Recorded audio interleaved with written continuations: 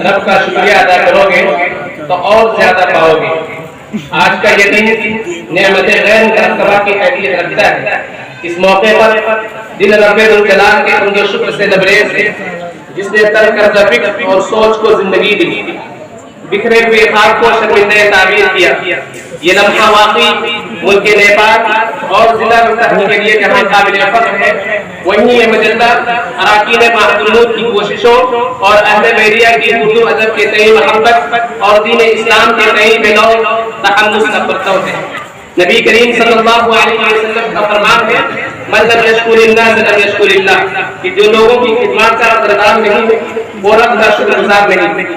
لہذا اسٹیج اور سامنے بیٹھے ہوئے تمام مہمانان گرامی قدر کی خدمت عالیہ میں دل کی اتھاہ گہرائیوں سے کچھ دستہ تشکر و امتنان پیش کرتا ہوں، جنہوں نے اپنے خدوم محمود اور اس تقریب رسم اجرا کو زینت بخشی اور اپنی بیش بہا اور قیمتی نصائح تاثراتی کلمات سے نوازا۔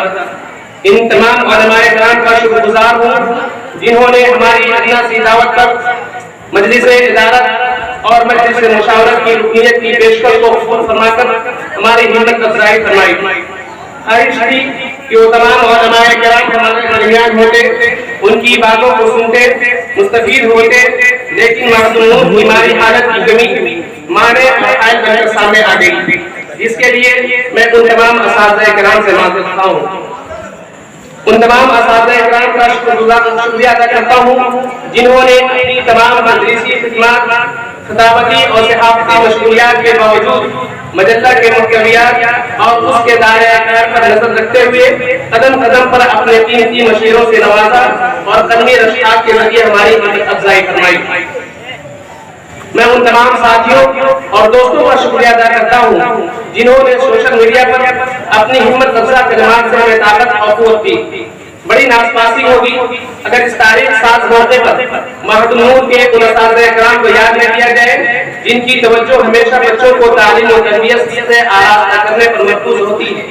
میں خصوصاً فضیلت الشیخ تبریز فراز صاحب فہمی کو یاد کرنا چاہتا ہوں، جن کا شکریہ ادا کرنے کے لیے ہمارے پاس کلمات اور تعبیرات نہیں، جنہوں نے مجلے کے لیے مضامین جمع کرنے سے لے کر مضامین کی پروف ریڈنگ، ترتیب و تنصیب اور صفحات کی تزئین کاری تک کے سفر کو طے کرنے میں اپنے قیمتی اوقات لگائے۔ بسا اوقات اپنی نیندیں بھی قربان کی۔ ادارہ ہمیشہ ممنون و مشکور رہے گا۔